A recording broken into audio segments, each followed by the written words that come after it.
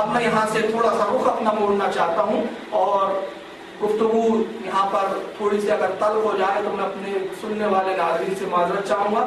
وجہ یہ صرف اتنی سی میں عرض کر دوں کہ یہ چیزیں آپ کے گھر کی ہے, میرے گھر کی نہیں ہے, میں تو صرف بتا رہا ہوں. اور بتانے والا کبھی مجرم نہیں ہوتا, کرنے والا مجرم ہوتا. ایک چور نے چوری کی اور آپ بتائیں, پولیس میں جا کے بیان دے کہ صاحب یہ فلاں شخص چور ہے, اب دنیا کا کوئی بیوقوفی شخص ہوگا جو کہے کہ صاحب چور کو چور کیوں کہہ رہے ہیں, جا کے آپ نے کمپلین کیوں کی. ہر شخص اس شخص کی تعریف کرے گا کہ آپ نے بڑا اچھا کام کیا, چور کو پکڑوا دیا, چور کی نشاندہی کر دی. تو مجرم وہ نہیں ہوتا جو چور کی نشاندہی کرتا ہے, مجرم وہ ہوتا ہے جو چوری کرتا ہے. تو اب میں یہاں سے بڑی معذرت کے ساتھ انتہائی مخلصانہ انداز میں عرض کرتا ہوں کہ آپ تھوڑا سا بغیر بوجھل ہوئے غور و فکر کے ساتھ اس کو سمجھنے کی کوشش کریں. اور اگر آپ نے سمجھ لیا تو خدا را اس کو سمجھے. انشاءاللہ اگر آپ نے سمجھ لیا تو آپ کی آخرت بھی سمجھ جائیں گی اور آپ حق و باطل میں خود امتیاز کرنے والے ہو جائیں گے. جو لوگ آج ہم پہ سب سے بڑا شرک کا الزام لگاتے ہیں کہ اہل سنت والجماعت کے لوگ, بریلوی مکتب فکر کے لوگ بہت بڑے مشرک ہیں, یہ درگاہوں پہ جاتے ہیں, چادر چڑھاتے ہیں, درگاہوں پہ جاتے ہیں, ڈھول بجاتے ہیں, یہ درگاہوں پہ جاتے ہیں, نظر و نیاز دیتے ہیں. تو میں عرض کر دوں کہ ڈھول بجانا ہمارے مذہب میں نہیں ہے, ہمارے یہاں کوئی تعلیم نہیں ہے. ہمارے یہاں میلے ٹھیلے اس کے موقع پہ قائم کرنا, مزاروں پہ عورتوں کا جانا, یہ سب ہمارے یہاں جائز نہیں ہے. تو آپ یہ کمزور پہلو لے کر ان چیزوں سے چشم پوشی نہ کریں. ہمارا جو بنیادی اختلاف ہے وہ یہ ہے کہ آپ ہمیں جس اعتبار سے مشرک کہتے ہیں, کبھی آپ اپنے برائے کرم اپنے گریبان میں سے دیکھ لیں کہ آپ خود اور آپ کے اکابرین خود کتنے شرک میں مبتلا ہیں. آپ نے خود اپنے مولویوں کو خدا یا خدا کے برابر سمجھ لیا ہے. میں اس کے لیے کچھ چند یہاں پہ دلیلیں دیتا چلوں. دیکھیے, ایک کتاب ہے میرے پاس اس وقت, یہ عام طور پہ ملتی ہے, آپ ہی کے گھر میں چھپی ہے, ہمارے یہاں کسی نے چھاپا بھی نہیں ہے. 2 ایڈیشن ہے میرے پاس. یہ پہلا ایڈیشن آپ دیکھ لیں, صراط مستقیم اس کا نام ہے, اور یہ چھپی ہے کہاں سے, ادارہ رشید دیوبند سے. یہ پہلا ایڈیشن, یہ پرانا ایڈیشن ہے, اور متعدد نئے ایڈیشن آتے ہیں. اس میں بھی وہ بات ہے میں جو ابھی آپ کو حوالے کے ساتھ بیان کروں گا. دوسرا ایڈیشن میرے پاس جو ہے وہ مکتبہ تھانوی دیوبند سے چھپا ہے, ابھی بالکل لیٹسٹ آیا ہے, آف سے پرنٹ ہوتا ہے. اس کتاب کے مصنف ہے مولانا شاہ اسماعیل شہید, جن کو شہید بھی مانتے ہیں, بہت بڑا عالم بھی کہا کہتے ہیں. اہل حدیث حضرات تو ان کے گن گانے سے کبھی بازی نہیں آتے, بہت گن گاتے ہیں. دیوبندی حضرات ان کو بہت بڑا اپنا بزرگ پیشوا جانتے, سبھی مانتے ہیں. اور یہ کتاب انہیں کی ہے. اس کے ثبوت کے لیے میں 2 باتیں پڑھ لوں تاکہ یہ بھی شبہ نہ رہے کہ یہ کتاب ان کی نہیں ہے. صاحب آپ نے کہاں سے گڑھ کے سنا دی. کہ پہلی کتاب ہے تقویۃ الایمان, جو سعودی عربیہ سے چھپی ہوئی ہے. یہ میرے پاس سعودیہ کا نسخہ ہے کبھی. تو اس کتاب کے تقویۃ الایمان جو سعودیہ سے چھپی, اس کا صفحہ نمبر 27 ہے. صفحہ نمبر 27 پر, یہ مانیٹر پہ انشاءاللہ بعد میں دکھ جائیں گی, صفحہ نمبر 27 پر اس کتاب کے مقدمے میں سعودیہ کے مفتی صاحب نے خود اقرار کیا ہے کہ صراط مستقیم مولوی اسماعیل علی صاحب کی کتاب ہے. چنانچہ ان کے تعارف میں لکھتے ہیں کہ صراط مستقیم اس کتاب کے 4 باب ہیں, جن میں سے پہلا باب شاہ شہید کا لکھا ہوا ہے. مضامین سید صاحب کے ہیں. سید صاحب مطلب سید جو ہے وہ دوسرے کوئی صاحب ہے, بھی وہ آ جائیں گے ان کا نام. صرف عبارت اور اسلوب بیان شاہ صاحب کا ہے. اس کا اردو ترجمہ چھپ چکا ہے, فارسی ایک مرتبہ چھپی اور بہت کامیاب ہے. یہاں حاشیہ پہ لکھا انہوں نے کہ اس کتاب کو الحمدللہ المکتبۃ السلفیہ نے شائع کر دیا ہے. مکتبۃ السلفیہ یہ کس کا ادارہ ہے, کس کا ہے, یہ اہل حدیث حضرات کا ہے. اسی طرح کہ ہندوستان سے یہ مکتبۃ السلفیہ والوں کی جو تقویۃ الایمان چھپی ہے, اس کے اندر بھی صراط مستقیم کا ذکر کیا ہے. اور مختار احمد ندوی صاحب نے اس کے تعارف میں لکھا ہے, وہ لکھتے ہیں صراط مستقیم آپ کا ایک فارسی رسالہ ہے جس میں آپ نے اپنے شیخ سید احمد شہید بریلوی رحمۃ اللہ علیہ کے افادات اور علمی و روحانی فرمودات جمع کیے. اس باب میں 2 باب ہے جو مولانا عبدالحی کے تحریر کرتا ہے. 2 باب جو عبدالحی کے, باقی پوری کتاب شاہ اسماعیل صاحب کی ہے. شاہ اسماعیل صاحب نے اس کتاب میں کیا لکھا ہے وہ ذرا سنیں اور دیکھیں کہ یہ کون سی توحید ہے. یہ اپنے پیر و مرشد کے حالات میں شاہ اسماعیل صاحب صراط مستقیم صفحہ نمبر 360 پر لکھتے ہیں. دیکھیں 360 پہ لکھتے ہیں کہ میرے پیر کو خلافت ملی, تو خلافت کس طرح سے ملی, کس طرح سے سلسلوں کے فیض میرے پیر تک پہنچے. تو اس میں لکھتے ہیں کہ آپ نے جناب رسالت مآب صلاۃ اللہ و سلامہ علیہ کو خواب میں دیکھا، نبی پاک کو خواب میں دیکھا۔ آج جناب صلی اللہ علیہ وسلم نے 3 عدد چھوارے اپنے ہاتھ مبارک سے آپ کو کھلائے، چھوارے کھجور، اس طرح سے کہ ایک ایک چھوارا اپنے ہاتھ مبارک سے لے کر حضرت سید صاحب کے منہ میں رکھتے تھے۔ سید رائے بریلی جو مولانا اسماعیل کے پیر صاحب تھے، انہوں نے خواب دیکھا کہ رسول اللہ خواب میں تشریف لائے اور نبی پاک صلی اللہ علیہ وسلم نے ان کو چھوارے دیے، کھجورے دیے۔ پھر وہ کہتے ہیں کہ انہوں نے کھایا، بعد ازاں آپ بیدار ہوئے۔ اس کے بعد جب آپ بیدار ہوئے تو اس روائے حقہ کا اثر ظاہر باہر اپنے نفس میں پاتے تھے، یعنی اس سچے خواب کا اثر ظاہر میں بھی پاتے تھے اور باطن میں بھی پاتے تھے، مطلب وہ خواب سچا تھا۔ پھر کہتے ہیں اسی خواب کی بدولت ابتدائی سلوک نبوت حاصل ہو گیا، یعنی نبوت کا ابتدائی سلوک، ابتدائی درجہ ان کو مل گیا اس خواب کے سبب۔ پھر آگے کہتے ہیں کہ بعد ازاں ایک دن جناب ولایت مآب حضرت علی کرم اللہ وجہہ اور حضرت سید النساء فاطمہ الزہرا رضی اللہ عنہ کو خواب میں دیکھا، پر جناب حضرت علی نے آپ کو اپنے ہاتھ مبارک سے غسل دیا اور آپ کے بدن کی خوب اچھی طرح سے شست و شو کی، جس طرح والدین اپنے بیٹوں کو نہلاتے ہیں اور شست و شو کرتے ہیں، جس طرح بچے وہ ماں باپ نہلاتے ہیں، اس طرح حضرت علی نے خوب نہلایا سید صاحب کو، اسماعیل ریلوی کے پیر صاحب کو۔ پھر کہتے ہیں کہ جناب فاطمہ الزہرا نے نہایت ہی عمدہ اور قیمتی لباس اپنے ہاتھ مبارک سے آپ کو پہنایا، پس اس واقعے کے سبب سے کمالات طریقے نبوت نہایت ہی جلواتے ہیں، نبوت کا کمال آپ کو حاصل ہو گیا۔ اور اجتباع ازلی جو کہ ازل الازال میں پوشیدہ تھی، منصب ظہور پر جلوہ ضروری، جو چھپی ہوئی منصب جو تھا ازل میں اور جو خصوصیاتیں تھی وہ منصب ظہور پر، مطلب اب وہ ظاہر ہوئی اس خواب کے بعد۔ اور عنایت رحمانی اور تربیت ربانی بلا واسطہ آپ کے حال کے متکفل ہوئی، اب اللہ تعالیٰ نے خود تربیت فرمانی شروع کر دی ان 2 خوابوں کے بعد۔ اللہ تعالیٰ خود ان کی تربیت کر رہا ہے، خود انہیں سکھا رہا ہے، خود ان پر عنایت نازل کر رہا ہے۔ کہتے کہ یہاں تک کہ پائے در پائے معاملات اور بے شمار واقعات وقوع میں آئے، یہاں تک کہ ایک دن حضرت حق جل وعلا نے آپ کا داہنا ہاتھ، اپنا داہنا ہاتھ خاص اپنے دستے قدرت میں پکڑ لیا۔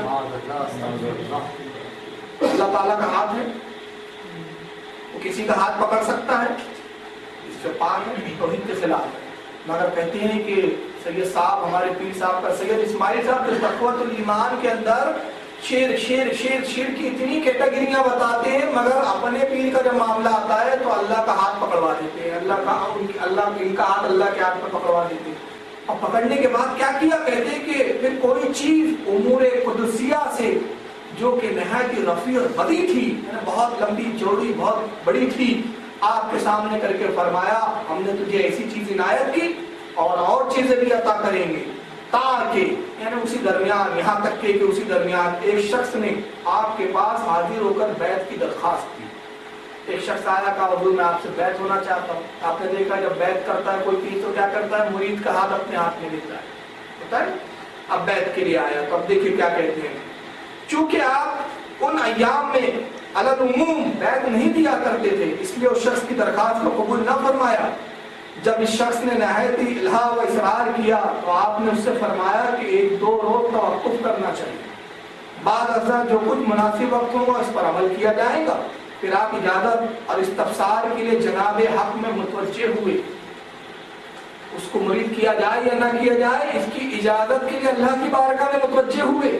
اور پھر متوجہ ہو کے کیسے کہتے ہیں سنیے، کہتے ہیں کہ عرض کیا بندگان درگاہ سے ایک بندہ اس امر کی درخواست کرتا ہے کہ مجھ سے بیعت کرے، کہا ہے اللہ بندگان خدا میں سے تیرے بندوں میں سے ایک بندہ آیا ہے جو کہتا ہے کہ میں اسے بیعت کروں، تو اب اجازت لے رہے ہیں۔ تو کہتے ہیں کہ بندگان خدا میں سے بندہ عرض کیا کہ بندگان درگاہ سے ایک بندہ اس امر کی درخواست کرتا ہے کہ مجھ سے بیعت کرے، اور آپ نے میرا ہاتھ پکڑا ہوا ہے، اب آپ نے میرا ہاتھ پکڑا تو میں اس کو اپنا ہاتھ کیسے پکڑواؤں؟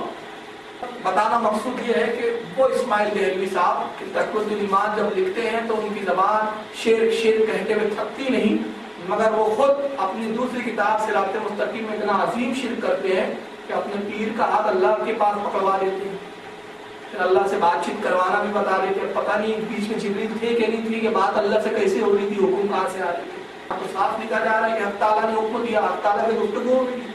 اللہ نے ہاتھ پکڑ لیا اور اس کے باوجود بھی تعجب ہے کہ ان کی توحید بچی ہوئی ہے. یہی نہیں بلکہ ان کے توحید کا معاملہ یہاں تک ہے. اس وقت میرے ہاتھ میں کتاب ہے جس کا نام ہے سوانح قاسمی. یہ جناب مولانا محمد قاسم نانوتوی کی زندگی اور ان کی سوانح ہے, زندگی اور ان کی سیرت پہ لکھی ہے. اس کے مصنف ہے رئیس القلم حضرت مولانا سید مناظر احسن گیلانی, اور جن کے حکم سے چھاپا گیا ہے وہ حضرت مولانا محمد طیب معتمد دارالعلوم دیوبند, دفتر دارالعلوم سے شاری, خاص مدرسہ دیوبند سے چھپی ہے. اس کی جلد اول ہے, 3 جلدوں میں ملتی ہے کتاب سوانح قاسمی. اس کی پہلی جلد ہے. اس میں مولانا قاسم نانوتوی جن کو دارالعلوم دیوبند کا بانی بتایا جاتا ہے, ان کے زندگی کے حالات پورے تفصیل سے لکھے, ان کے بچپن کے حالات کی مصنف لکھتے ہیں, ان کے شاگرد اور ان کے چہیتے خلیفہ مولانا مناظر احسن گیلانی صاحب وہ کہتے ہیں کہ مولوی صاحب کے والد شیخ اسد علی صاحب تھے اور ان کے دوست تھے, ان کے تعبیر خواب میں بڑے مشہور تھے. جناب مولوی صاحب تھے, مولوی صاحب میں یعنی مولانا قاسم نانوتوی, مولوی صاحب نے یعنی مولانا قاسم نانوتوی نے ایام طفلی میں یہ خواب دیکھا. یعنی جب بچپنے کا عالم تھا, چھوٹے تھے, تو اس وقت انہوں نے خواب دیکھا. اور وہ خواب کیا تھا سنیے. خواب یہ دیکھا انہوں نے کہ گویا میں اللہ جل شانہ کی گود میں بیٹھا ہوا. تو یہ عقیدہ نہیں بتا رہے کہ وہ اللہ کے جسم کے قائل ہیں اور اللہ کو خواب میں دیکھا ہے. یہ اپنے مولاناؤں کو اللہ کی گود میں بٹھا دیتے ہیں اور اس کے بعد بھی دعویٰ ہوتا ہے کہ ہم سب پکے سچے جو ہے وہ توحید کے علمبردار ہیں. اسی طرح مولانا حسین احمد مدنی صاحب تھے. یہ کس کے والد تھے؟ اب جو زندہ ہے ان کے صاحبزادے اثر مدنی صاحب. پالیٹکس بہت چلتے ہیں کیونکہ وہ جو سیاست میں بڑا دخل اور ان کا آمد و رفت رہتی ہے سیاسی معاملات میں. ان کے والد تھے حسین احمد مدنی صاحب. اشرف علی تھانوی کے بہت خاص چہیتے شاگرد وغیرہ میں ان کا شمار ہوتا ہے. دارالعلوم دیوبند کے پڑھنے والوں میں سے, استادوں میں سے تھے. ان کے مرنے کے بعد یہ جمعیت العلماء ہند جو جماعت ہے اس سے کتاب چھپی تھی, اسی جمعیت العلماء ہند دہلی سے, شیخ الاسلام نمبر, ان کو شیخ الاسلام کہتے تھے. اور یہ کتاب دیکھیے, یہ ہے شیخ الاسلام نمبر میرے ہاتھ میں اس وقت. اور یہ مولانا اسد مدنی صاحب کے ہی حکم سے چھپی ہے. یہاں ان کا مضمون بھی لکھا ہوا ہے اظہار مسرت کے نام سے, اور ان کا نام, ان کی دستخط بھی. ان کی منشا, ان کے حکم سے ان کے والد کی زندگی کی حالات پر یہ کتاب شیخ الاسلام نمبر الجمعیت العلماء دہلی کا یہ نکلا تھا. اس کتاب کا صفحہ 113 ہے. حسین احمد مدنی, حسین احمد ٹانڈی صاحب کے بارے میں ان کے ایک محب اور چاہنے والے معتقد جناب مولانا عبدالرزاق صاحب مدیہ آبادی لکھتے ہیں, کہتے ہیں کہ تم نے کبھی خدا کو بھی اپنے گلی کوچوں میں چلتے پھرتے دیکھا ہے؟ اپنے قارئین سے, پڑھنے والوں سے کہتے ہیں تم نے کبھی خدا کو چلتے پھرتے دیکھا ہے؟ کبھی خدا کو بھی اس کے عرش عظمت جلال کے نیچے فانی انسانوں سے فروتنی کرتے دیکھا ہے؟ عظمت جلال اس سے نیچے عرش سے, مطلب پہلے تو بتا دیا کہ عرش پہ ہے اللہ, جیسے کل گفتگو ہوئی اس تعلق سے. عرش سے نیچے آ کر لوگوں کے بیچ بات چیت گفتگو چلتے پھرتے دیکھا ہے؟ تم کبھی تصور بھی کر سکے کہ رب العالمین اپنی کبریائیوں پر پردہ ڈال کر تمہارے گھروں میں آ کے رہے گا, تم سے ہم کلام ہوں گا, تمہاری خدمتیں کرے گا؟ نہیں, ہرگز نہیں. ایسا نہ کبھی ہوا ہے نہ کبھی ہوگا. تو پھر کیا میں دیوانہ ہوں, مجذوب ہوں, بڑھاک رہا ہوں؟ نہیں بھائیو, یہ بات نہیں ہے. سڑی ہوں نہ سودائی, جو کچھ کہہ رہا ہوں سچ ہے, حق ہے, مگر سمجھ کا ذرا سا پھیر ہے. حقیقت و مجاز کا فرق ہے. محبت کا معاملہ ہے اور محبت میں اشاروں کنایوں سے ہی کام لینا پڑتا ہے. محبت بے پردہ سچائی کو گوارا نہیں کرتی. کچھ بند بند, ڈھکی ڈھکی, چھپی چھپی باتیں ہی محبت کو راس آتی ہیں. یعنی حسین احمد مدنی صاحب کی تعریف میں لکھتے ہیں کہ یہ در حقیقت خدا تھے جو اپنی عظمت جلال, اپنی کبریائی پر پردہ ڈال کر زمین پر آئے. تمہارے بیچ اٹھتے بیٹھتے تھے, گھومتے پھرتے تھے, کھاتے پیتے تھے, اور تمہیں پتہ ہی نہیں چلا کہ خدا. तुमने देखा है कभी खुदा को चलता फिरता? तो क्या मैं पागल हूँ? इस तरह ये कहकर बता रहे हैं कि हुसैन मदनी साहब जो थे वो खुद माज़अल्लाह जमीन पर खुदा थे और चल फिर रहे थे, किबरियाई पे पर्दा डाल के जमीन पर आए थे। तो ये है इन लोगों के हज़रात की तौहीद। और हमारे नागपुर के एक और अजीम शख्सियत थी, इनके यहाँ बड़ी अजीम मकाम फायद मानी जाती थी, जिनका नाम था मौलाना अब्दुल करीम पारिक साहब। ये भी पूरी जिंदगी शेर शेर शेर शेर, दुनिया भर के मुसलमानों को मुशरिक कहते रहे और खुद अपने दामन को नहीं देखा कि कितना शेर के अंदर आलूद है वो दामन उनका। चुनांचे उन्होंने एक किताब लिखी थी जिसका नाम है इंसानियत के नाम अमन का पैगाम। ये किताब है उनके हाथ में छपी है, पैगाम इंसानियत फोरम नागपुर ने इस किताब को शाये किया है। अभी भी मिलती है किताब, आप उनके स्टॉल से ले सकते हैं। ये किताब क्या है दर हकीकत मैं बता दूं आपको। ये किताब ये है कि आज से कुछ साल पहले 1995 में 95 में कांचीकाम कोटिपीठम के शंकराचार्य, हिंदू धर्म के जो बहुत बड़े गुरु माने जाते हैं, विजय सरस्वती साहब, वो नागपुर यूनिवर्सिटी आए थे। उनका जन्मदिन था, तो पारिक साहब उनका जन्मदिन मनाने गए। ये अलग बात है कि नबी का जन्मदिन मनाना इनके यहाँ बिद्अत तो शिर्क है, कुफ्र है, मगर गुरुओं का, हिंदू धर्म के मानने वालों के गुरुओं का जन्मदिन मनाना इनके यहाँ ऐन तो भी हो जाता है। अब उनके जन्मदिन पे तो गए सालगिरह की पार्टी में, फिर किया क्या साहब ने उनकी तारीफ में वहां तकरीर की और फिर उस तकरीर को खुद ही छाप कर आम की कि उन्होंने ही छापा। उस तकरीर के मैं कुछ इक्तिबासात, कुछ अलग अलग जगह के पैराग्राफ पढ़ देता हूँ ताकि इससे उनका तौहीद का नजरिया समझ में आ जाए कि तौहीद के दावेदार होने के बावजूद खुद उनका हालत क्या था। चुनांचे इस किताब के सफ़ा 12 पर लिखते हैं, कहते हैं कि महाराज से हम मिलने पहुंचे, पूरी तफसील बयान की और महाराज से हमारी बात हो रही थी। अब उसके बाद कहते हैं कि अब मैं ये अर्ज करता हूँ कि जिस वक्त महाराज से हमारी गुफ्तगू जारी थी, कहीं से अजान की आवाज आने लगी। तो महाराज ने मुझसे कहा, मौलाना पारिक साहब, यहाँ हमारा मठ है, मठ के बिल्कुल बाजू ही मस्जिद है, अजान हो रही है। इस वक्त मैंने महाराज से अर्ज किया क्या ही अच्छा हो कि अयोध्या में एक तरफ तो मस्जिद से अजान की आवाज आए और दूसरी तरफ आपका मठ हो और आप जैसे इंसान पसंद बड़े और अच्छे इंसान हमारे पड़ोसी। मैं ये पहले इक्तबार इसलिए पढ़ रहा हूँ कि बता दूं कि पारिक साहब जब विजय सरस्वती जी से मिलने गए तो अजान की आवाज आ रही थी। ये मठ में बैठे हुए थे, उनकी कुटिया में बैठे थे, उनके आश्रम में थे। उन्होंने कहा, मौलाना पारिक देखिए अजान की आवाज आ रही है। वो जब इशारा कर रहे थे कि आपकी नमाज का वक्त हो गया। अब जहाँ अजान की आवाज आ रही थी इसका मतलब क्या था कि मस्जिद करीबी थी, तभी तो अजान आ रही थी। मगर पारिक साहब चलकर मस्जिद नहीं गए बल्कि उन्होंने नमाज कहाँ पढ़ी, अब उन्हीं की तुम लोग सुनिए। सफ़ा 10 पर लिखते हैं, कहते हैं कि हिंदुस्तान की जो धरती है इसमें मैंने शंकराचार्य जी के मिजाज को और इनके भले बर्ताव को देखा है। मैं जब पहली मर्तबा इनके यहाँ गया, दुनिया इंसानियत के मशहूर तरीन आलिम दीन हजरत मौलाना अली मियाँ साहब मद्दज़िल्लहु हमारे साथ थे। इन नदवतुल उलमा के जो शेख थे, अभी इनका इंतकाल हुआ, जिनको नदवी साहब अली मियाँ का कहा जाता है, अबुल हसन नदवी इनका नाम था, तो वो भी साथ में थे इनके। और पारी साहब के वो पीर साहब भी है, उस्ताद भी है। कहते कि हमारे साथ थे और एक अच्छा काफिला था। हमारी नमाज का जब वक्त हो गया तो महाराज से हमने कहा नमाज के बाद बात हो तो अच्छा हो। तब महाराज ने हमारी नमाज का इंतजाम कांचीकाम कोटिपीठम के आश्रम के अंदर किया। वो नमाज हमने इस हाल में पढ़ी कि हमारी आंखें आंसुओं से पुर थी। सवाल ये पैदा होता है कि जो लोग दरगाहों पे नमाज पढ़ना गवारा नहीं करते, जबकि दरगाह पे नहीं पढ़ते हम, दरगाहों से कुछ करीब की मस्जिद होती है, तो अगर किसी वली की मज़ार के करीब मस्जिद आ जाए तो वहाँ नमाज शिर्क हो जाती है, कुफ्र और बिद्दत हो जाती है। मठ में नमाज पढ़ना इनके लिए तौहीद हो जाता है।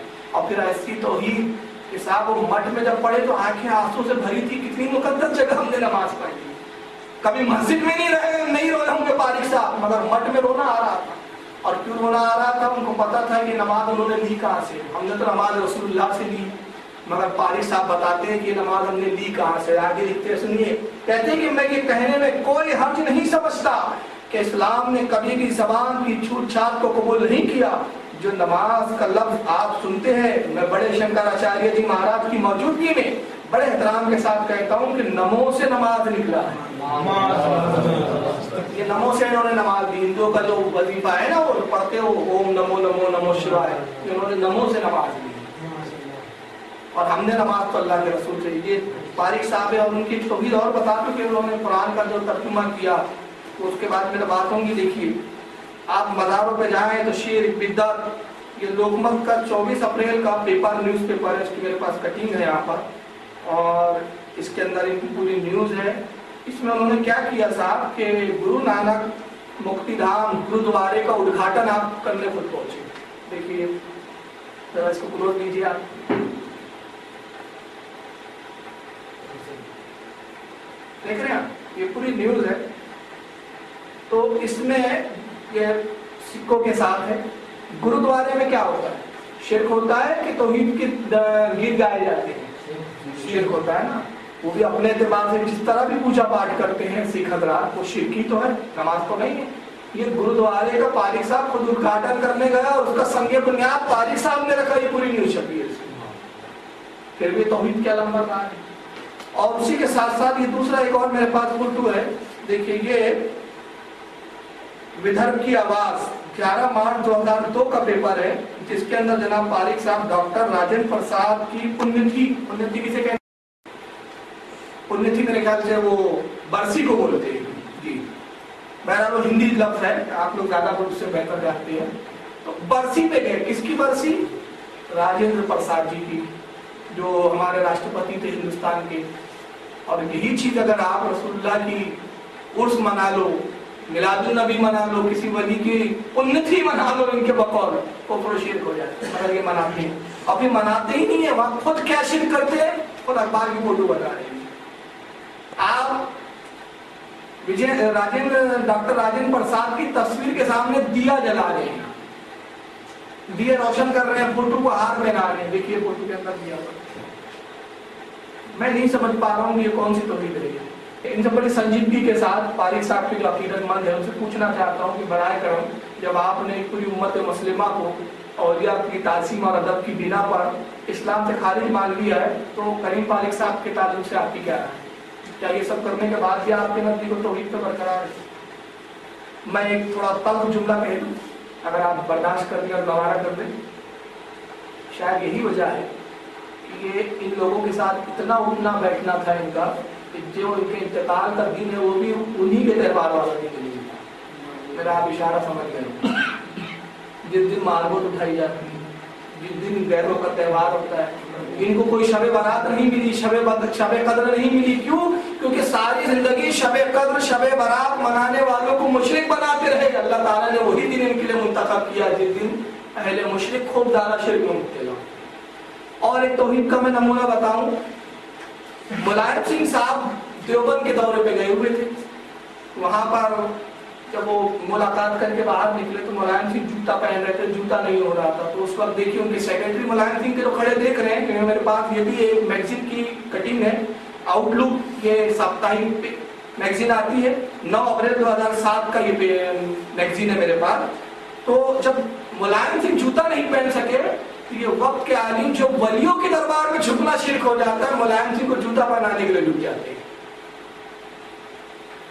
اور اس کے بعد یہ پکے توحید کے علم بردار بنے رہتے ہیں.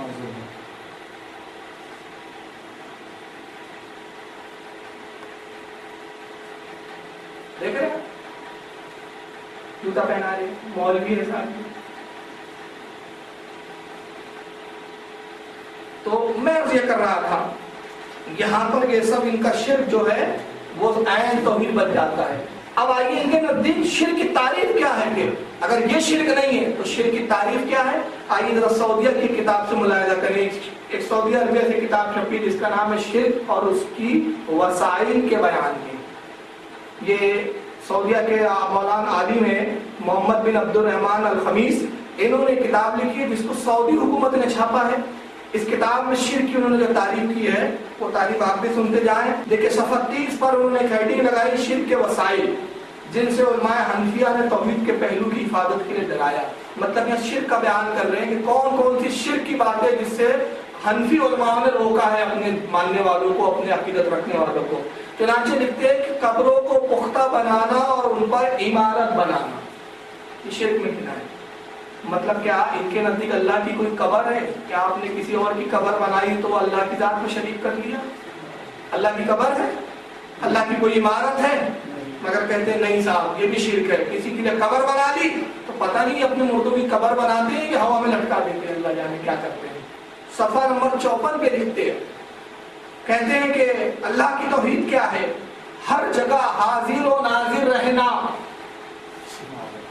اللہ جگہ سے پاک ہے. ہر جگہ جتنی آپ جگہیں متعین کریں گے وہ سب مخلوق ہوں گی، اور اللہ مخلوق میں سمانے سے پاک ہے. یہ ان کی توحید ہے. کہتے ہیں ہر جگہ حاضر و ناظر رہنا. پھر کہتے ہیں ہر چیز کی خبر ہر وقت رکھنا. اللہ کے لیے وقت ہے؟ وقت بھی تو مخلوق ہے. جب وقت نہیں تھا تو پھر کیا تھا؟ اللہ کے لیے کوئی سیکنڈ ہے، گھڑی ہے کہ یہ وقت کی بھی خبر، 2:03 کی بھی خبر رکھو، 3:04 کی بھی خبر رکھو، پھر 4:03 کی بھی خبر رکھو. ایک ایک وقت کی، ایک ایک سیکنڈ کی خبر. یہ وقت، یہ لمحے، یہ زمانے، یہ مخلوق کے لیے. اللہ زمانوں سے پاک ہے. اللہ وقت کی قید و قیود سے، وقت کی قیدوں سے پاک ہے. کہتے ہیں ہر چیز کی ہر وقت خبر رکھنا. پھر دور ہو یا نزدیک، معاذ اللہ، بتائیے اللہ کے لیے کوئی چیز دور ہو سکتی ہے؟ کوئی چیز نزدیک دور، اس کے لیے کیا دور اور نزدیک کا مسئلہ ہے؟ اس کے لیے کوئی چیز دور نہیں ہے، کوئی نزدیک نہیں ہے. کہتے ہیں کہ چھپی ہو یا کھلی، اللہ کے لیے کوئی چیز چھپی ہے، کھلی ہے، یہ دونوں میں کچھ فرق ہے. کہتے ہیں اندھیرے میں ہو یا اجالے میں، اللہ کے لیے اندھیرا اور اجالا ہے. ارے اندھیرا بھی مخلوق ہے، اجالا بھی مخلوق ہے. روشنی بھی اسی نے پیدا کیا، اندھیرا بھی اسی نے پیدا کیا. اندھیرے میں بھی دیکھے، اجالے میں بھی دیکھے. ان کے نزدیک یہ خدا ہے، ہمارے نزدیک نہیں ہے خدا. کہتے ہیں کہ اندھیرے میں ہو یا اجالے میں، آسمانوں میں ہو یا زمینوں میں، پہاڑ کی چوٹی پر ہو یا سمندر کی تہہ میں، یہ سب جاننا اللہ ہی کی شان ہے، کسی کی نہیں. اندھیرے کی چیزوں کو جاننا اللہ کی شان ہے، اجالے کی چیزوں کو جاننا اللہ کی شان ہے. ہمارے نزدیک تو اللہ اندھیرے اجالے ان تمام قیدوں سے پاک ہے. ہر وقت خبر رکھنا ہمارے نزدیک اللہ وقت کی قیدوں سے پاک ہے. ہر جگہ حاضر رہنا ہمارے نزدیک اللہ جگہوں سے پاک ہے.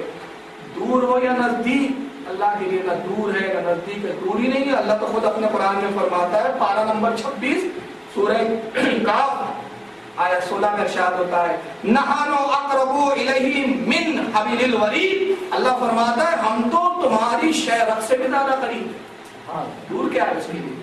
انسان کی سب سے زیادہ چیز کون سی؟ اس کی جان. اللہ فرماتا ہے جان سے بھی زیادہ قریب ہے.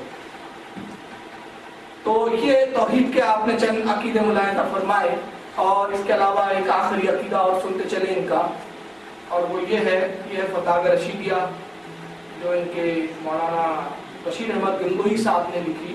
مکتبہ تھانوی دیوبند سے کتاب چھپی. اس کتاب کا صفحہ نمبر 97 96-97.